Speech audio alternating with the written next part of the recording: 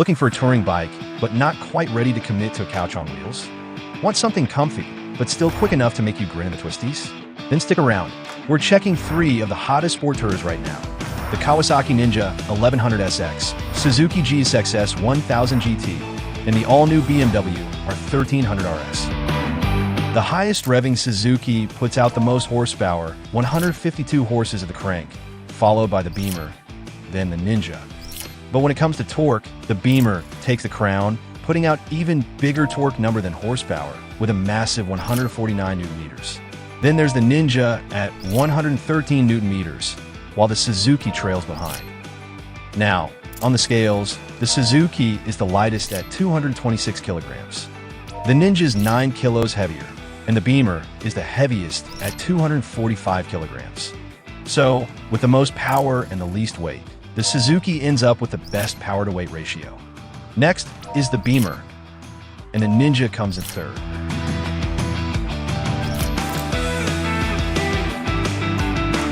The Ninja and the Suzuki are both powered by inline-4 engines, while the Beamer sticks with its signature boxer twin, the same unit found in the R1300GS, R1300R, and RT. It makes a ton of torque thanks to its larger 1300cc displacement, quite a bit bigger than the Ninja's 1100cc, and especially the Suzuki's 999cc. On top of that, it also has the highest compression ratio of the 3. All of them run double overhead cam setups with 4 valves per cylinder, but to give the Boxer a bit more top end and a broader power band. BMW fits its shift cam intake, variable valve timing, and lift. Power goes to the rear wheel through a 6-speed gearbox with a slip and assist clutch.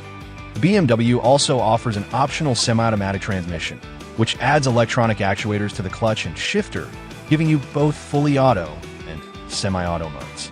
There's no clutch lever, but you still get a foot-operated shifter if you want to use it. And instead of a chain, the Beamer uses a shaft drive. It's lower maintenance and great for long-distance riding, but it does add some weight, might lose a little power through the drivetrain, and could be pricey if something breaks.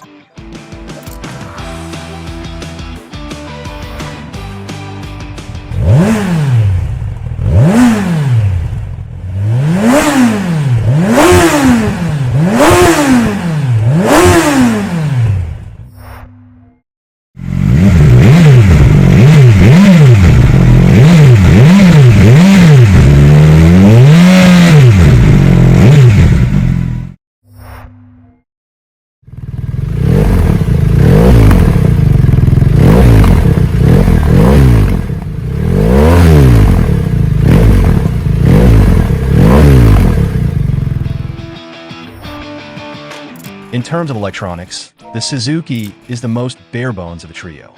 There's no IMU, no engine brake control, no adjustable windscreen, keyless system, and no radar-based rider aids. That said, it's not totally stripped back. You still get ABS, ride-by-wire, riding modes, traction control, cruise control, quick shifter, and a TFT display with multimedia features as standard. The Ninja takes things a step further with a few more bells and whistles. It's equipped with a 6-axis IMU, which unlocks lean-sensitive traction control and ABS. You also get ride-by-wire, multiple ride modes, traction control, cruise control, quick shifter, TFT display with multimedia, and an adjustable windscreen for a bit of added touring comfort. Then there's the BMW, which is easily the most advanced of the bunch.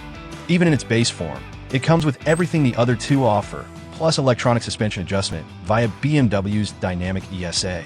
And if you go for the optional extras, you can add radar-based rider aids like active cruise control, front collision warning, rear-end collision warning, and lane change warning.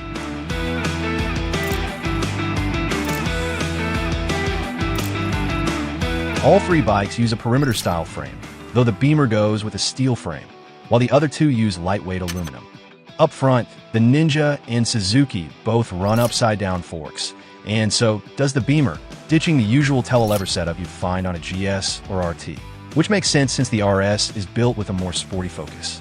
At the rear, they all have preload and rebound adjustable monoshocks, but the shaft-driven Beamer also uses its power lever tech, which in short is an extra arm in the rear suspension. A second link that cancels out the squatting or lifting shaft-driven bikes usually experience under hard acceleration or braking, so it behaves more like a chain-driven bike. Oh, And the Beamer suspension is electronically adjustable as standard, with an optional semi-active setup that uses sensors to automatically adjust damping in real time as you ride. As for brakes, all three come with 4-piston, radially mounted calipers up front.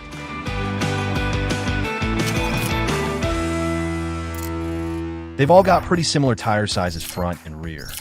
As for wheelbase, the Ninja is the most compact, while the Beamer is the most stretched, even though its engine is actually shorter than before, thanks to a new transmission layout that's now tucked underneath the engine instead of behind it.